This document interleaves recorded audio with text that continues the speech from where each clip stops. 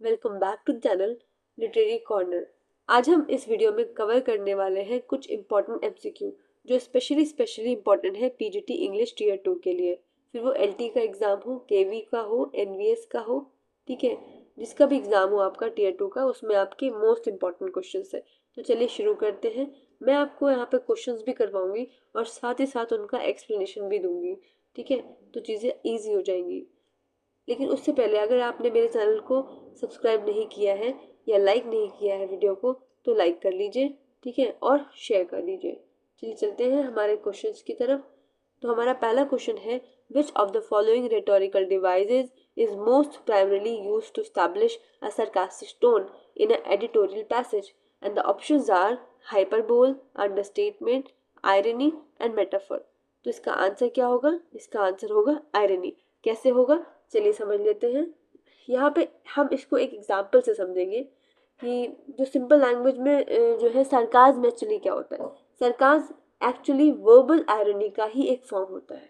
Verbal irony यानी कि जो हम बोल कर हम दिखाते हैं। जब राइटर या स्पीकर कुछ बोलता है लेकिन उसका एक्चुअल मीनिंग उसके ऑपोजिट, उसके जस्ट ऑपोजिट होता है, यानी कि हम बोल कुछ और रहे हैं लेकिन उसका मीनिंग उसका जस्ट ऑपोजिट है, तो उस सिचुएशन को, उस वर्बल टोन को, स्टेटमेंट को हम आयरनी कहते हैं। एडिटोरियल राइटिंग में ऑथर्स जो है ऑफन इस टेक्निक का यूज करके मॉकरी या क्रिटिसिज्म एक्सप्रेस करते हैं। चलिए इसको एग्जांपल से समझ लेते हैं। अगर मैं एक सेंटेंस लिखूं यहाँ पे, what a brilliant brilliant decision, what a brilliant decision, तो मैं बता दूं ये उस पॉलिटिशियन की मैं बात कर रही हूँ कि जिसने बहुत सारे मिस्टेक्स किए हैं। मतलब अगर कोई पॉलिटिशियन क्लियरली मिस्टेक कर दे और राइटर उसके बारे में ये स्टेटमेंट लिखे, तो ये एक्चुअली क्या है, एक सरकास्टिक क्रिटिसिज्म है। ठीक है, आई होप आपको एक क्लियर हो गया होगा। मैं बहुत ज़्यादा एक्सप्लेन कर रही हूँ क्योंकि ये कॉन्सेप्ट वाली चीज़ें होती हैं जिसमें आंसर्स जो है वो कॉन्सेप्चुअली ही क्लियर होगा। आप बाकी के ऑप्शंस को भी देख लेते हैं, जैसे कि हाइपरबोल, जब हम चीज़ों को एग्जीक्यूट करके बताते हैं, बढ़ा चढ़ा कर बताते हैं, तो वहाँ पर हाइपरबोल यूज होता है। एंड अंडरस्टेटमेंट, अंडरस्टेटमेंट किसी चीज़ को इंटेंशनली कम करके दिखाता है, कम करके दिखाना होता है मतलब। मेटाफर क्या होता है, बहुत सिंपल है, फॉर द कंपैरिजन, जब भी हम किसी चीज़ की तुलना दूसरी चीज़ से करते हैं तो वहाँ पे मेटाफर यूज होता है। तो आई होप आपको ये क्लियर हो गए होंगे। चलिए नेक्स्ट क्वेश्चन देख लेते हैं। Next question is, in a formal factual report for a newspaper, which element must immediately follow the headline? ठीक है, इसका मतलब क्या हुआ कि जो फॉर्मल फैक्चुअल रिपोर्ट होती है न्यूज़पेपर की, उसमें कौन सा एलिमेंट जो है हेडलाइन के जस्ट बाद आता है। तो इसका आंसर क्या हुआ, इसका आंसर है बायलाइन एंड डेट लाइन। तो इसका फॉर्मेट ही यही होता है, मैं आपको बता दूं क्या होता है। सबसे पहले होती है आपकी हेडलाइन, ठीक है, हेडलाइन हमारी होती है, उसके बाद हमारा होता है बायलाइन एंड डेट लाइन, यानी कि राइटर की जो डिटेल्स हैं हम उसको मेंशन करते हैं अलॉन्ग विद द डेट। और उसके बाद आती है लेड पैराग्राफ, यानी कि जहाँ पर आपको पैराग्राफ अपना लिखना होता है, लेड पैराग्राफ। लास्ट में हमारी बाकी की डिटेल्स आ जाती हैं, उसके बाद आता है हमारा conclusion.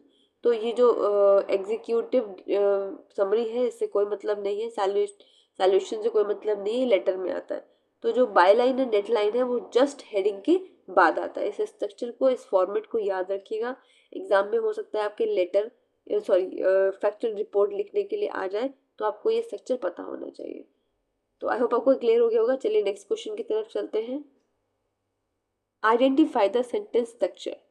The sentence is, although the author published anonymously, the critics recognize her distinct style immediately. This is the sentence. और इसके लिए हमारे पास ऑप्शंस क्या है?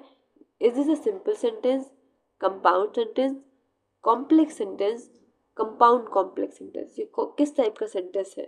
Although the author published anonymously, the critics recognize her distinct style immediately. तो इसका correct answer जो है वो है complex sentence.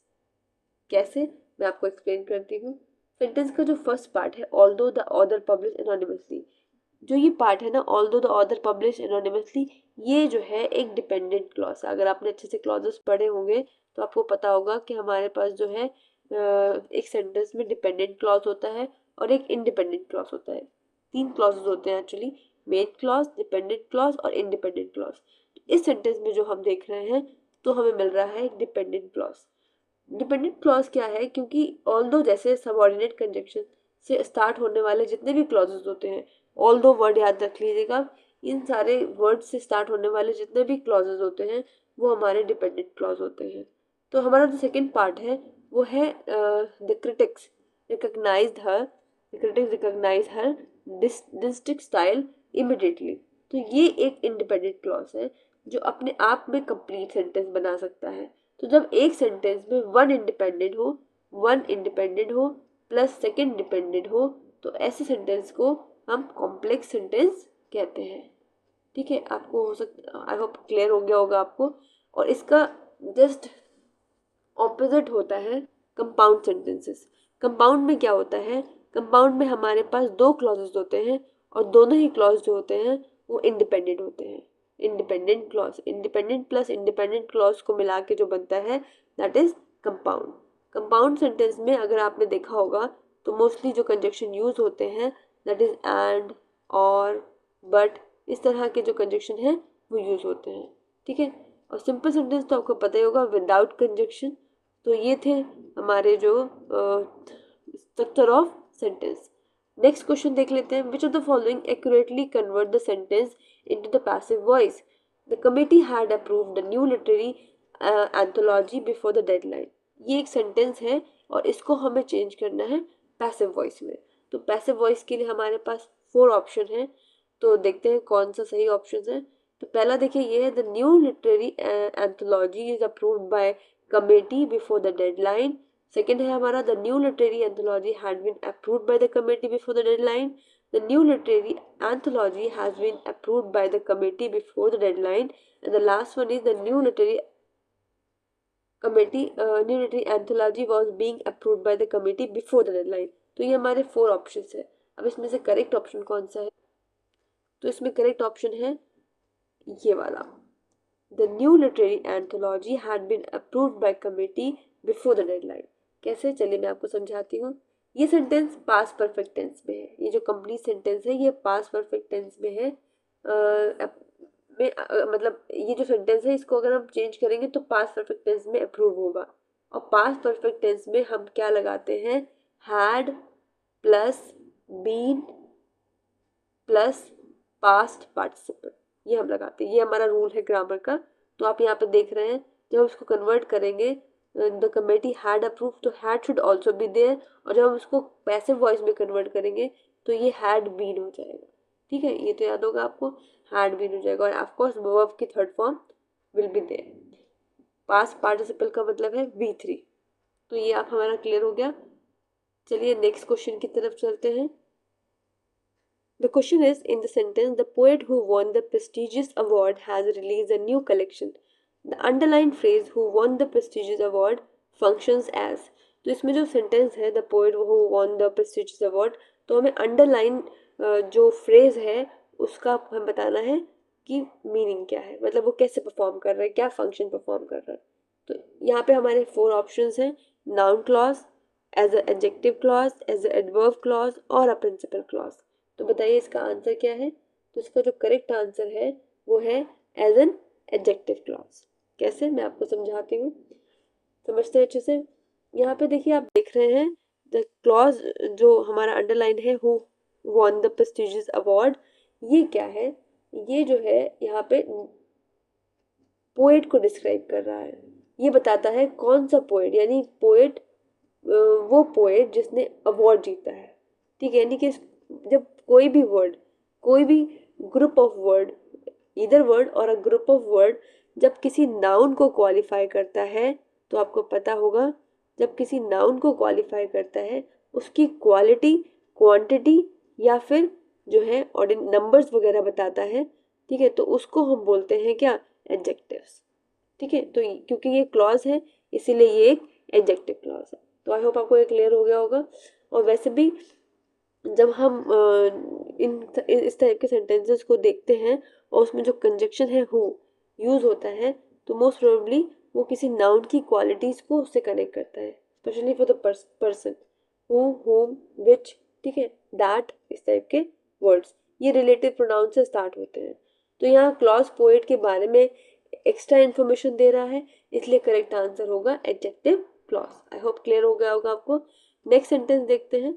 Identify the type of error. In the following sentence हमें बताना है कि इसमें एरर कहाँ पर है।